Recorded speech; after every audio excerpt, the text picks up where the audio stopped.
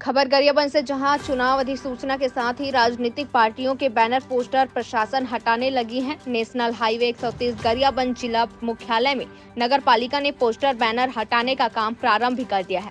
वहीं आपको बता दें कि 2 दिनों तक यह बैनर पोस्टर हटाने का अभियान जारी रहेगा। निर्वाचन आयोग ने 7 एवं 17 तारीख को छत्तीसगढ़ में चुनाव की घोषणा की है।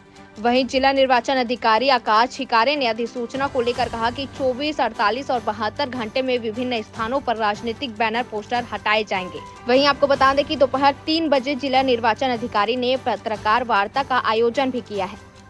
खबर गरियाबंद से, जहां चुनाव अधिसूचना के साथ ही राजनीतिक पार्टियों के बैनर पोस्टर प्रशासन हटाने लगी है। नेशनल हाईवे 130 गरियाबंद जिला मुख्यालय में नगर पालिका ने पोस्टर बैनर हटाने का काम प्रारंभ भी कर दिया है। वहीं आपको बता दें कि 2 दिनों तक यह बैनर पोस्टर हटाने का अभियान जारी रहेगा। निर्वाचन आयोग ने 7 एवं 17 तारीख को छत्तीसगढ़ में चुनाव की घोषणा की है।